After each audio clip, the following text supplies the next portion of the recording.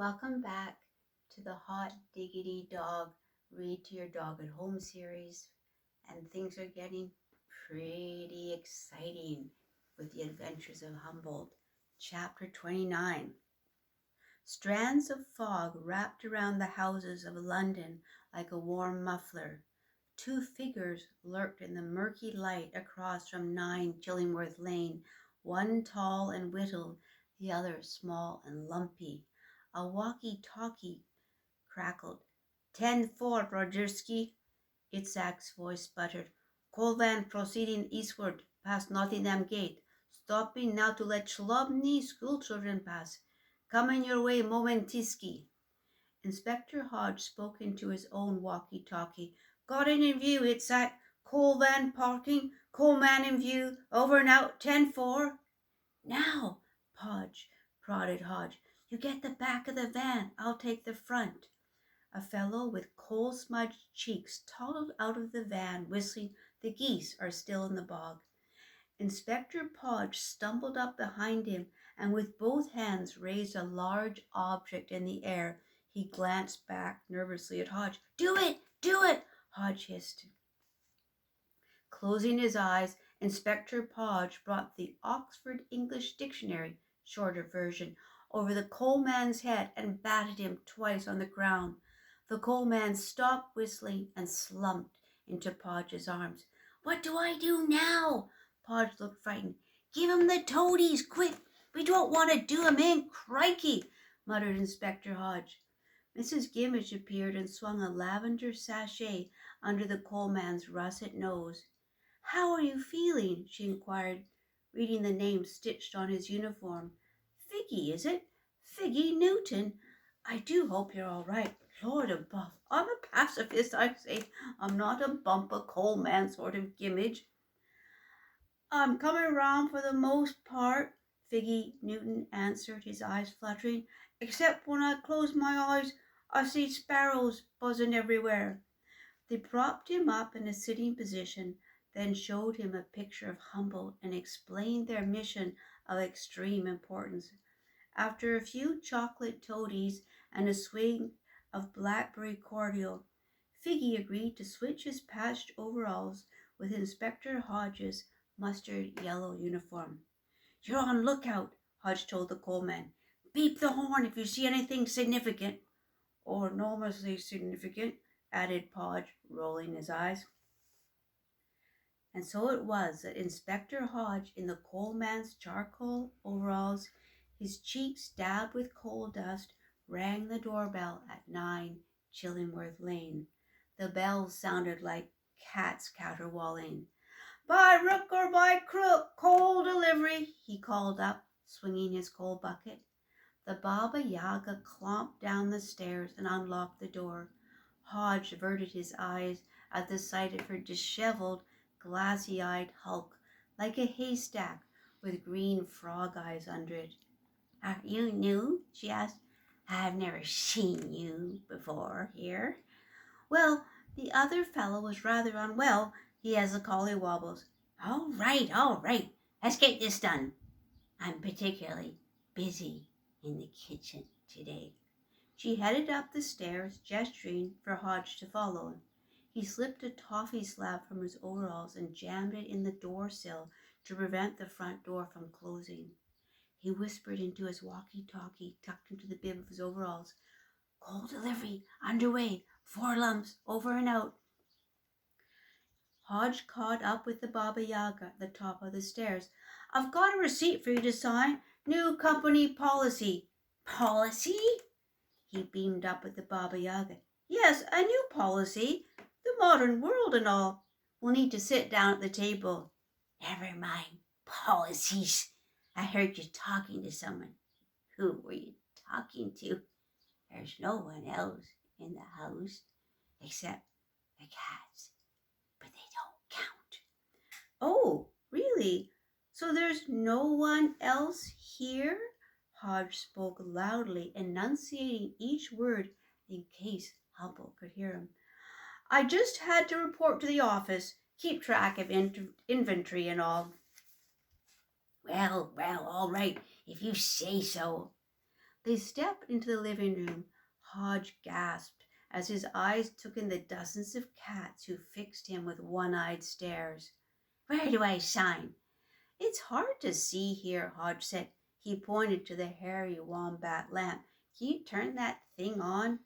Stalling for time, he groped for a pen in the many pockets of his overalls. "And please sit down," he said. "You should be comfortable." "All right, fine." As the Baba Yaga sat at the table, Hodge murmured into the walkie-talkie, "Coal delivery proceeding as planned." He glanced around the room. Everything was just as Humboldt had described on the bean labels. "Oh gosh, I can't seem to find my pen," he said. Hodge needed to delay the Baba Yaga for as long as possible. "Have you got one handy?" "There might be one in the kitchen drawer. I have a multiplicity of drawers. I could show them to you if you insist." "I'll just wait here, thanks." He heard shuffling in the stairwell. They were already at the top of the stairs. Radinsky whimpered excitedly. He could probably smell Humboldt. Itzhak shushed Radinsky. Hodge cleared his throat to mask the noise. The Baba Yaga returned and sat at the table. She painstakingly read the receipt. "So many words," she muttered. "Why can't anything be more edible? I mean, legible?" Finally, she squiggled her signature all over the dotted line. "Your writing is so perfect," Hodge said. He spoke loudly and with conviction. "For a coal man, you're so conspicuous." "I was just remarking how perfect your handwriting is," Hodge cooed. "Keep her occupied," he told himself. "As for me, I've terrible handwriting." "You should see my spelling. I'm a whiz at spelling." Something caught his eye in the mirror over the mantelpiece. It was just what he hoped to see, a little blur of red, the tasseled nightcap. He gulped. Where did you go to school to learn to spell?" The Baba Yaga looked at him with her swamp green eyes. "You ask a lot of questions. Conspicuouser by the second." Hodge tucked the receipt into his side pocket. "Thank you for signing." He got up and walked deliberately toward the door to the room of galloping darkness, and he looked back at the Baba Yaga and spoke with authority. "Is this the way out?"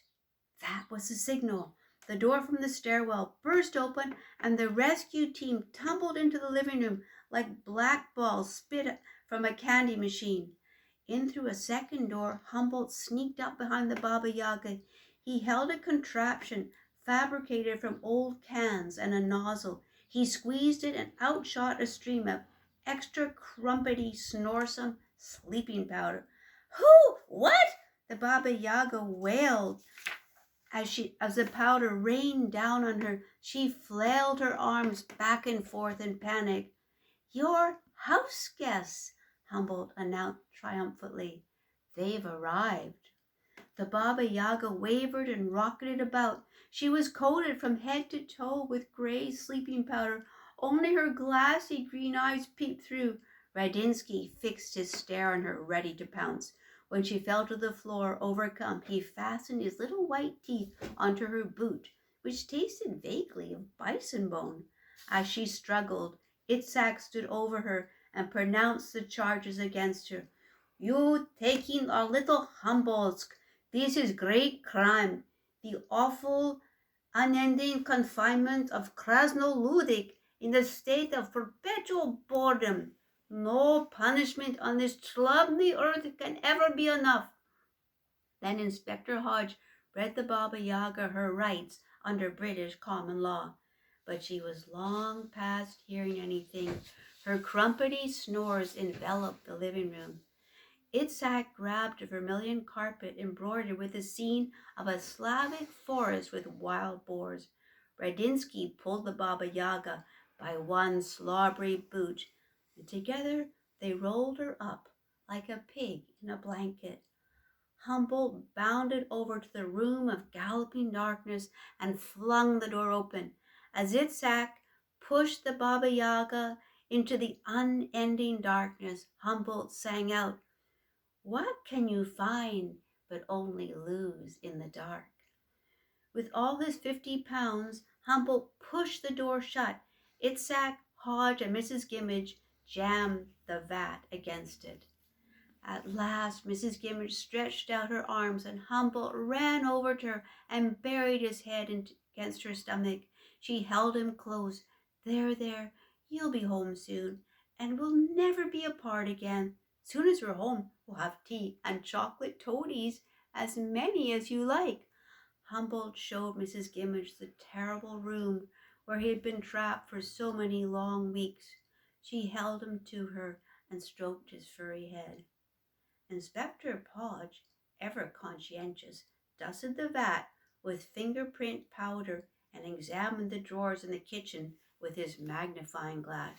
"Enormously significant," he stated, but no one heard him over the cheerful noise of their magnificent reunion. And that's the end of chapter 29. We only have one more chapter, and you'll have to wait for it. So thank you so much for listening, and hop on board for the next chapter, The Adventures of Humboldt.